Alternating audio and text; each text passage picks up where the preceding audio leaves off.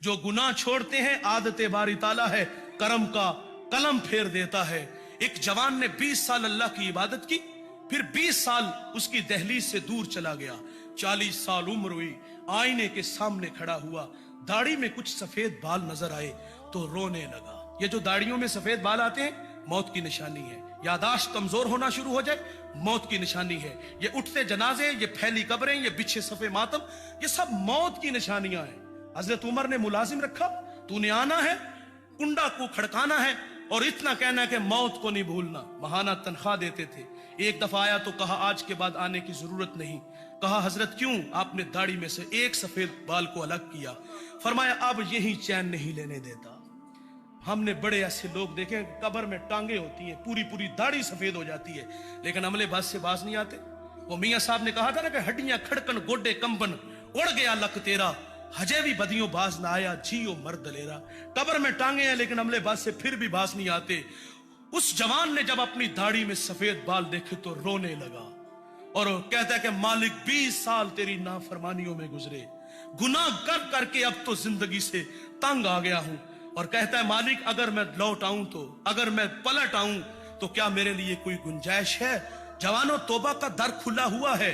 सूरज अभी मगरब से तुलू नहीं हुआ, वो आ गया तो आवाज आती है, ओ मेरे बंदे, तूने 20 साल मेरी फर्मा बरदारी की, मैंने तेरी इबादत को कबूल किया, फिर 20 साल मेरे हुक्मों को तोड़ा, मेरी राहों से दूर चला गया, मुझे नाराज किया, मैंने तेरा इंतजार किया, तुझे मोहलत दी, आज 40 साल तेरी उम्र हो गई है, अथरू मेरी चौखट पे लाया है। आवाज आती है तेरा रब बड़ा रहीम है, तेरा रब बड़ा करीम है, मैंने तेरे माजी के सारे गुनाह माफ फरमा लिए।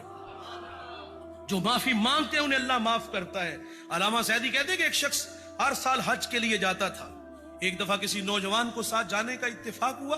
अल्लाह के घर में पहुंचे बूढ़े ने लब्बैक कहा, हातिफ से आवाज आई ला लब्बैक, के बूढ़े तेरा कोई हज नहीं। अब्दुल्ला इब्ने मुबारक एक बहुत बड़े मुहद्दिस गुजरे हैं, आप तवाफे काबा कर रहे हैं, लब्बैक कहा तो वहीं गिर गए। लोगों ने आबे जमजम मुंह पे छिड़का, होश आया, सवाल किया हजरत अचानक से बेहोश हुए, कैफियत बदली, क्या हुआ? तो आप फरमाते हैं कि जब मैंने लब्बैक कहा तो मुझे डर लगा कि कहीं ला लब्बैक की आवाज ना आ जाए। अल्लामा सादी लिखते हैं कि एक शख्स अल्लाह के घर में संगरेजों पे सर रख के रो रहा था और क्या कहते हैं, अल्लाह मुझे कयामत को अंधा उठाना, मुझे लोगों के सामने शर्मिंदा ना करना। ये दर्द में डूबी हुई आवाज किसी गुनाहगार की थी, किसी ओगनहार की थी, कोई मेरे जैसा गुनाहों की गठड़ी उठा के 7 समंदर पार गया और अपने किए हुए जुर्म याद आए और अपने किए पे रोने लगा, नदामत के अथरू बहाने लगा। अलामा सादी कहते हैं कि गधा अगर आजिज़ी करे तो उसकी आजिज़ी नहीं होती, आदत होती है। मेरे जैसा बंदा जाके कहे कि या अल्लाह मुझे माफ कर दे, मेरे गुनाहों से दरगुजर करना, कयामत को अंधा उठाना, अपने बंदों के सामने शर्मिंदा ना करना, बात समझ में आती है। साहिब जो वो रो रो के कह रहा था ना उठाना, शर्मिंदा ना करना, वो कौन था? जब आगे बढ़कर देखा गया तो वो वक्त का शेख अब्दुल कादिर जीलानी था। वल्लज़ीना यबीतूना लिरब्बिहिम सुज्जदन व क़यामा, ये वो जवान है जिसकी रातें कभी सजदे में तो कभी कयाम में गुजरती हैं। ये वो जवान है जिसने 40 साल इशा के वजू से फजर की नमाज पढ़ी है। ये वो जवान है जिसने हर शब में एक मर्तबा कुरान मजीद की तिलावत की है। ये 15 साल का वजीफा है।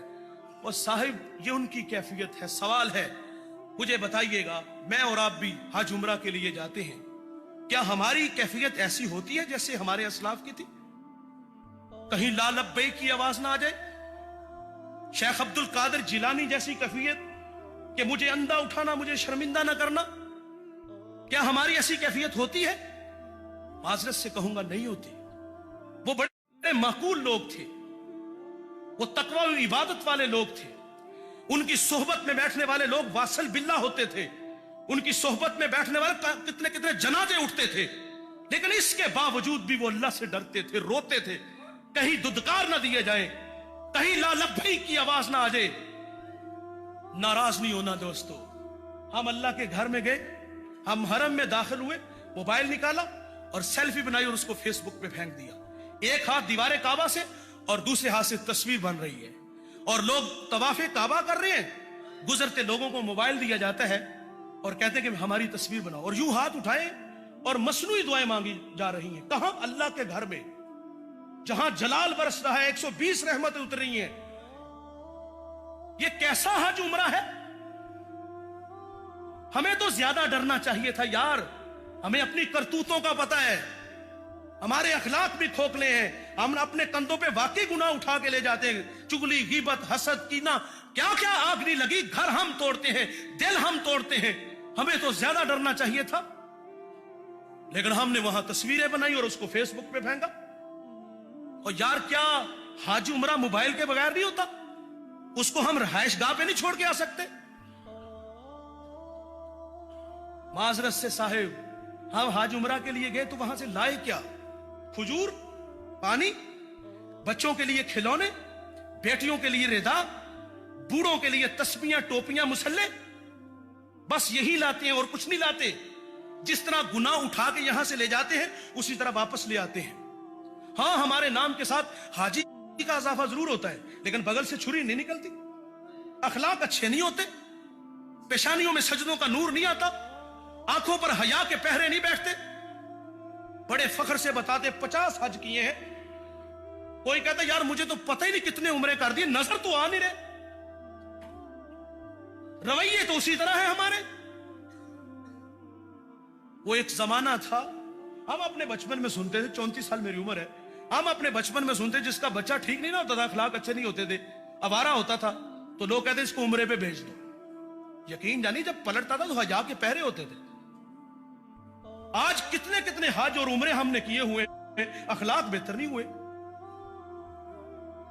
तो ये ज़िम्नन कुछ बातें थी जो मैंने अर्ज कर दी। उस बूढ़े ने लब्बैक कहा तो हातिफ से आवाज आती है, ला लब्बैक, बूढ़े तेरा कोई हज नहीं। साथ जो जवान था वो चौंक सा गया। कहा बाबा जी आवाज नहीं सुनी? कहा बेटे ये आवाज 70 साल से सुन रहा हूं। कलेजा फटने लगा, रो के कहा बेटे बता इस दर के अलावा। उसने कहा ना कि फिर भी आते हो। अब कलेजा फटने लगा, रो के कहा बता इस दर के अलावा कोई दर है जहां दामन फैलाऊं? इतना कहना था कि रहमत खुदाबंदी जोश में आई। हातिफ से आवाज आती है, जा बूढ़े, हमने तेरे 70 के 70 हज कबूल फरमा लिए। ओ माफी तो मांगो, दामन तो फैलाओ, वो माफ करता है।